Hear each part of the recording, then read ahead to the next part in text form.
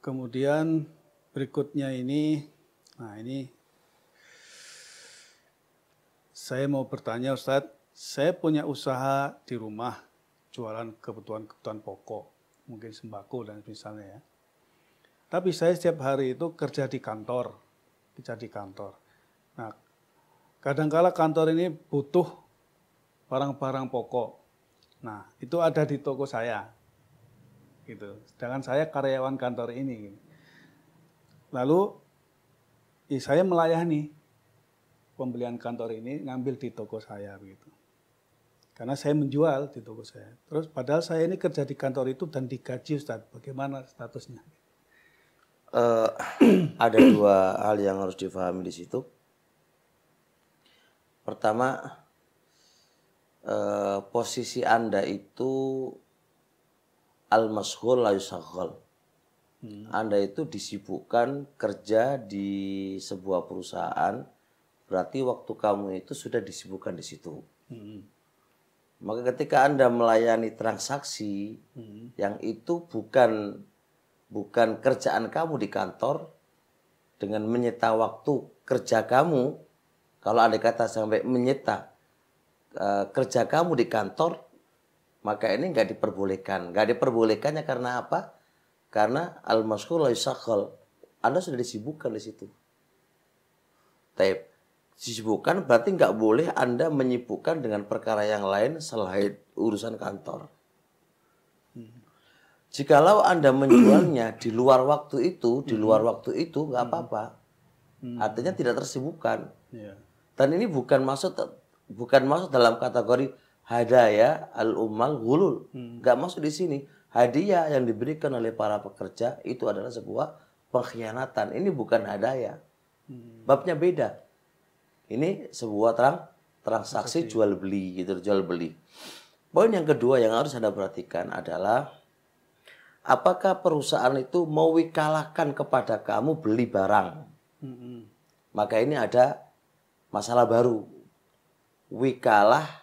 Diwikalahkan beli, kemudian beli barangnya sendiri.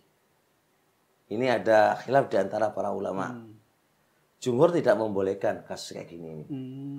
Karena yang namanya antum itu wikalah, berarti kan antum pembeli. Penjualnya kamu sendiri. Iya. Gitu. Ini ada khilaf.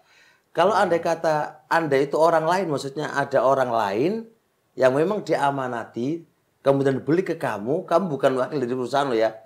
Nggak apa-apa sih, ini nggak apa-apa aman. Tapi kalau Anda itu yang disuruh ya untuk membelikan, berarti kan kamu ada perwakilan dari perusahaan untuk beli makanan pokok atau bahan-bahan pokok. Maka berarti Anda itu pembeli plus penjual. Betul. Nah ini ada khilaf di antara para ulama. Mazhab jumhur nggak membolehkan kayak gini ini kasusnya. Karena menyelisih akad. Yang namanya akad harus ada pembeli, ada penjual. Dan itu harus dari dua orang. Ini hanya satu orang saja. Tapi itu sebenarnya bisa diakali, Ustaz. Ini ada khilaf, Ustaz. Ada kenyataan seperti ini. Si pegawai kantor ini memang jabatannya bagian pengadaan. Memang ada bagian pengadaan ini budget untuk belanja ini gitu ya.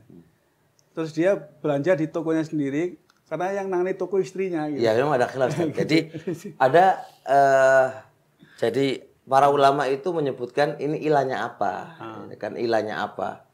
Ada yang mengatakan ilahnya karena tuhma. Tuhma itu tuduhan. Arti tuduhan itu apa?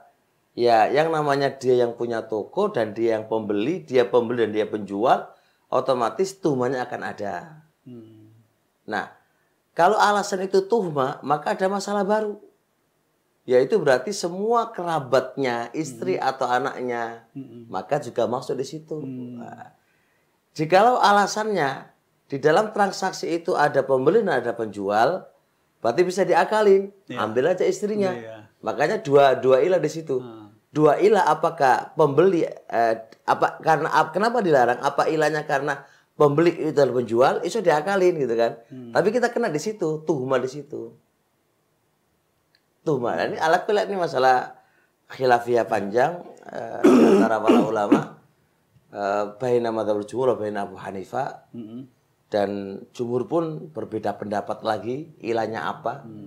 Dan dua ilah yang saya sebutkan tadi, ada mengatakan ilahnya begini, ada mengatakan ilahnya begini. Fa'ala kul hal mimbab khuruj minal khilaf itu adalah mustahab dalam kaidah usul, maka mendingan boleh di yang lain aja, itu lebih aman. Kadang ada benefit dari kantornya itu, soalnya kadang ada gawe yang baik. Saya bagian pengadaan, belanja ke toko saya diskon khusus kantor ini. Maka kantor dapat benefit banyak. Kalau di tempat lain bisa harga normal, kalau saya bisa diskon. Kadang juga ada kerugian karena dia mengambil keuntungan, saya bikin untung sendiri gitu. Kadang ya seperti itu saya. Jadi makanya kantor tuh kadang mempersilahkan, terus pokoknya silakanlah belanjakan, pokoknya budget segitu, kalau ada kelebihan ya masuk kas gitu. Ada khilaf juga, ada yang mengatakan boleh itu nggak ada apa-apa. Yang penting ngomong ke pihak pemodal, pemberi amanah. Kalau ada kata pemberi amanah ngasih tahu, maka berarti aman. Disampaikan aja, ini saya kulaannya begini dan saya jual ke orang lain begini, itu nggak ada masalah. Jadi masih ada.